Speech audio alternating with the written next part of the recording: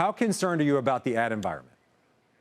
Yeah, listen, I mean, think about what this stock has done. So in the earnings yesterday, it sold off from about $340-ish, right? So yesterday had a rough day.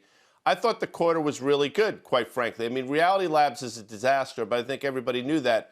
Margins were good, and their metrics were very good. And then, obviously, the CFO made comments. The stock went from, I think, 309 when we were looking at it fast money, traded down to current levels.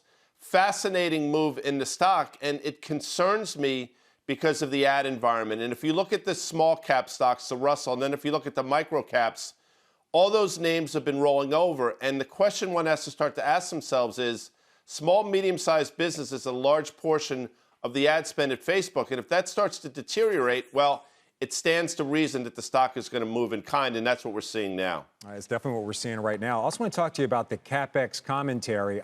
Meta's obviously moving away from the metaverse and now trying to be more of an AI play. What did you think of what they said about CapEx?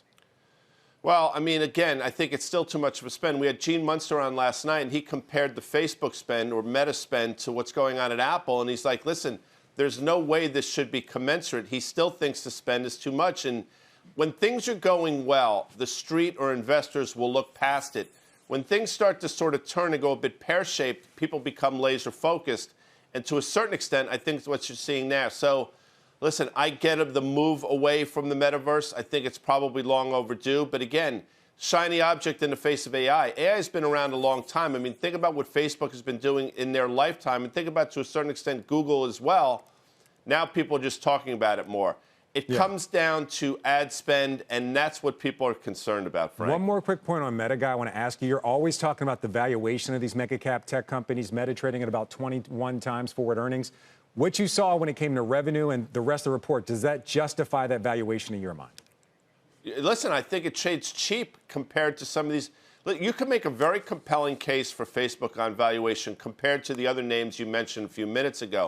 Of course, the problem is, if things start to decelerate on the revenue side of things, the market's going to say, you know what? Right. Throw valuation out the window. So compelling valuation when things are growing is a plus.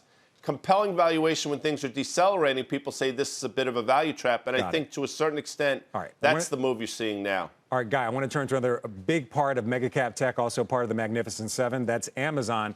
Reports after the close today. Our Deirdre Boza has more. Let's both watch.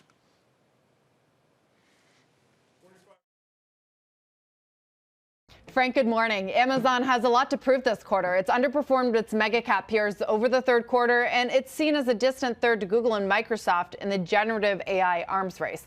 It's also heading into the all-important holiday quarter, which should give its core e-commerce business a boost. But the number Wall Street is likely to scrutinize most closely is the growth of AWS, its cloud unit. It is the profit engine of Amazon, and revenue growth has been decelerating for over a year. Investors are hoping that Andy Jassy and his team can say that it has finally bottomed. Results from Google and Microsoft earlier in the week, they give mixed signals. Microsoft's cloud business is getting a boost from newer AI tools, while Google Cloud disappointed as customers reoptimize spending. Back over to you. All right, so Guy, Amazon reporting after the bell. What are you expecting?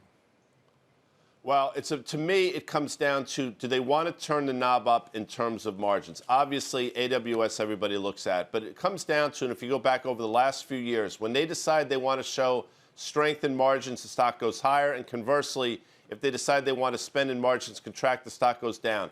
If we could put up a longer-term chart quick, Frank, because I know you're on a clock. I mean, it was November, December of, I think, 2021 when the stock made an all-time high, probably 190-ish. The recent low in January, $81 or so.